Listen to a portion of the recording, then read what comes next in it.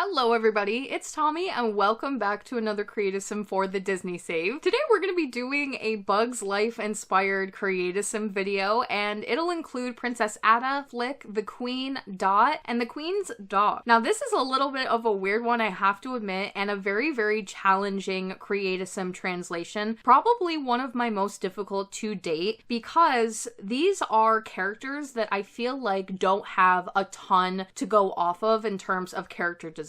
If you think about the Bugs Life characters, like specifically we're only doing the ant colony house today. I will be doing some other ones in future builds because we're going to actually be doing quite a bit of Bugs Life. I made their house in the last video. If you did not see that one, I definitely recommend checking that out first. And then the next video, I'll just go ahead and spoil it for you guys, is going to be the Bugs Circus. So I'm going to be doing that as a residential and a lot of the bug characters that kind of go along with that. Now with these bug characters, I decided that doing them as aliens was actually a really fun idea for a few reasons. You get to use some of those like really bright skin tones, the pointy ears, and I felt like that would help lean into the bug-like feeling of these characters, give them something a little bit unique as well. And then I feel like the characters in concept, they are human-like, but they are not supposed to be humans, and they don't understand the human world and a lot of things that humans do. They are definitely separate from humans, and so having them be aliens makes them human-like, but it also separates them and gives them sort of like that reasoning of why maybe they don't understand certain human-like things even though they're a part of the same world. So I really liked that idea. I wanted to go with aliens. I don't get to do alien sims very often, and I feel like these are some of the characters where it does make a lot of sense to do so, but they also are locked into very specific things, one of those being the eyes. So I'm always like really annoyed about this type of thing in The Sims 4. I don't feel like this is necessary game coding wise, but when you do certain occults, you can only pick certain colors, certain eyes, certain features that are for human sims are completely blocked off. And I just feel like we should just open up the whole CAS catalog and make it have options. So we're stuck with these alien eyes, and funny enough, they actually look more how they would actually look on ants. So I did like that and kind of bringing that into their character design as well. But in the movie, one thing about these characters is they really do have just like human eyes. So I felt like it didn't help very much with the likeness. The other thing is alien sims are one of our first occults that were added into the game. They do not have a ton of options in terms of things that are like individually important and kind of distinctive. Like in a lot of ways, you could just make a sim purple and give them some funky colored eyes and you probably wouldn't really notice that they are even aliens unless you're playing with that sim. There's not a lot of cool accessories or features. There is some makeup, but just not a ton of stuff. So as you can see in the video today, and I never ever do this, so I don't want to hear it, but I did download a little bit of custom content and put on some antennas for these guys. They will obviously not be included in the save file download or my version that is uploaded to the gallery, but I felt like having the antennas really helps show the likeness that I'm going for and the bug-like aspect that I'm going for. It really just helps you like fully visualize my intention for these characters, and it's just one single item and you already feel like you get the vibe a lot better. Now my caveat for the human eyes thing is what I'm going to do for these characters. You can actually use the MCC mod and copy and paste the alien form over to the human side, so when they switch between their two forms as aliens, they will always look like this. And I've done this with other characters for the Disney Save that I really don't want to have two options for forms when it comes to aliens. Like I'd rather they just always look like their alien form, and this is definitely some of those characters that I would prefer that. But for their human version, I'm going to give them the human eyes. So you can choose between the two versions, and that way you can kind of like visually see the difference when they're transforming, if that matters to you in gameplay. Couple of things with the bug characters. Obviously we started out first with Princess Atta. I leaned into some more modern looking clothing for these guys. This is a modern film because the characters don't have specific clothing that they wear, and they're actually just like, if you will, naked and just paneled with like lines on them to kind of shape them out in their ant form. I really didn't know what I wanted in terms of clothing, if I was going to do like a full body scuba suit or if I was going to do like really tight hugging clothing. But ultimately I was really inspired by some of the Disney parks representations of them when people are doing the characters in like Disney World, for example. They have this almost like armor paneled looking look to them, and the way that a lot of those pieces were cut made it look easier to translate them to Sims because they're cut to fit on a human body. Hopefully that makes sense. But ultimately I decided modern, monochromatic, and trying to do like color blocking to find that paneled look was really one of the best ways to go. Atta has a couple of different outfit choices for that. She's got these like leggings that are different color panels and they've got the color blocking on them. She's got the more simple halter top that I felt like really felt like the top panel that I saw on those characters in Disney World. And then the same thing for Flik, color paneling, monochromatic, really simple clothing, but a little bit more modern. Flik also got an additional outfit or two just with like different color panel options, but I also wanted to give him one that was representative of the outfit he wears when he's leaving camp and he puts on the backpack and the hat. Don't have a lot of choices in the catalog in terms of like what to pick for something like that, but we do have some like leafy like green hats that I could use, so I did give him like one additional outfit that's supposed to represent that idea. What you're seeing of Flik is actually my second attempt at him. You will see in the bottom left hand corner next to Atta originally in the video, there is another one there that I just hated how it turned out, but I loved how Atta turned out so much. I felt like the structure of her face and certain features with like the flatter, wider nose and the way that it kind of points out, those very minimal things about these characters that I am able to draw, I think I was really successful in doing so with Atta. So once I did her and I was really happy with her, I used her as the genetic base for all of the other characters.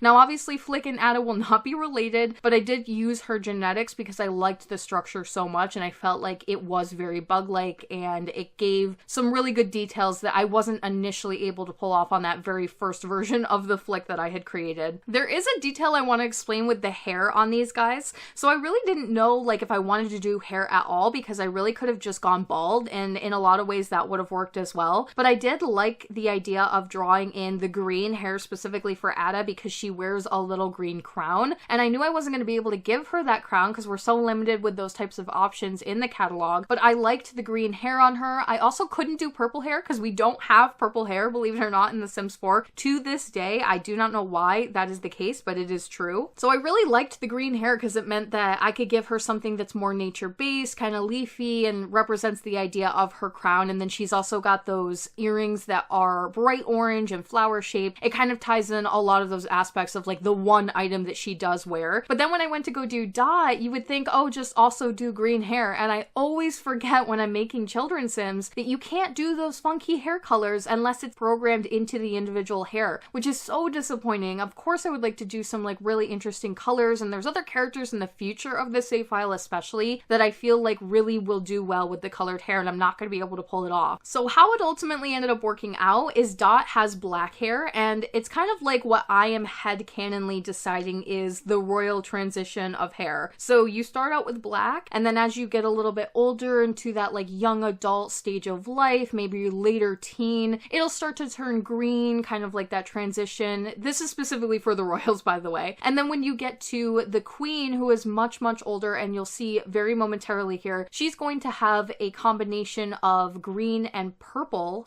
/ pink because she wears a flower crown as well that is big and made of multiple flowers and leaves, and it's kind of the transition between Atta's hair and her fully realized crown, which again I was not going to be able to represent just because of like lack of crown and hat options in the game. So we go from black to green and pink, and it's really cute, and it's kind of like a way to connect the family, give them something unique about them that's like specific to royals. With that black hair for Dot, we did have one option that comes with a tiny little crown that I think is for like a princess costume, and I thought that that was cute and probably a good opportunity to use it, as well as some little freckles and her cute flower overalls, which are just so her. And I'm gonna be enrolling her in Scouts in the Disney save before anybody brings it up. I'm definitely doing that because that is something that she's shown to be a part of in her movie. It's called Blueberries in Bug's Life, but it is a version of Scouts nonetheless. So she'll be a part of that with Russell way back from Up. And then for the last two characters in today's video, we have the Queen herself. She does not actually have a name other than the Queen, which is always really frustrating. I don't always know like how to go about that in terms of the naming process in the save file. We usually work it out. She is just Queen in the video. Now, she has always given me elder vibes. I did decide to just fully go for it. I know that she would in turn have like a young adult child and then a child stage, and that is kind of like interesting in terms of like the different ages for her children, but I don't really care. It's unique. It's something that happens in real life, and I feel like it's not something we're gonna get to see in a lot of other Disney films. So although she has a younger child, she is a full elder at this stage, and she has some more detail, I would say, than her children do. She's got a slightly different skin tone. She has more texture and dots on her skin and more freckles. She also had just more like shape to play with in terms of trying to recreate her face structure. And then she wears this really big green and pink flower crown. And again, that's where I wanted to bring in the idea of like mixing these hair colors to represent that in some kind of way for her character. Also, where I went for like the color blocking, more monochromatic look for the other ant characters, I felt like since she's the queen, if anybody was going to have more detail in their clothing, it was going to have to be her. She's got to stand out a little bit amongst the crowd and be kind of important. So some more intricacy. I definitely wanted something that was still like very monochromatic, but I really liked the top I ultimately ended up settling on for her. I've never used it before. I don't think it's an item that I will use again or gravitate towards. It's a little bit specific and just one of those ones that you never really think you're going to use it until you do. I always like to try to do that if I can, like use specific items for just that one character and then hopefully never repeat them. That doesn't always work out, obviously, and we're very limited in terms of certain items and they're kind of like having to be used over and over again because they are just really important in terms of shape and like simplicity for other characters. But this is one of those items that I feel like it fits her really well and it makes a lot of sense and it still fits the theme and makes them look matchy-matchy with the other characters while still giving her a point of interest. I warned you guys in the last video that these characters were going to be a little bit weird. It's a really tough translation, but I just feel like they're unique and I really do like that about a lot of them. They're going to stand out and they're definitely something that I couldn't visualize in my head, but now that they exist, I'm excited and I feel like it's a really good addition to the save. And then lastly, we have the Queen's dog. It is an aphid, which is like a little bug creature that kind of lives with ants. It's tiny, green, very simple design, very round with like big black eyes. And I decided to use a French bulldog as kind of like the base for it. It's a smaller dog, but it's also one that has a lot of roundness in the base of it to kind of go off of. And his name is actually Affy, which I did not know from the movie, but the Disney Wiki claims that that is true. And that is it for today's Ant Colony Bugs Life Create-A-Sim. Let me know what you thought of these characters down below and if you're excited for the Bug Circus Residential to come. If you'd like to support the Disney Save on Patreon, you can do so by clicking the link in my description box down below or the one at the end of the video. Thank you guys so much for watching today, and I will talk to you all in the next one.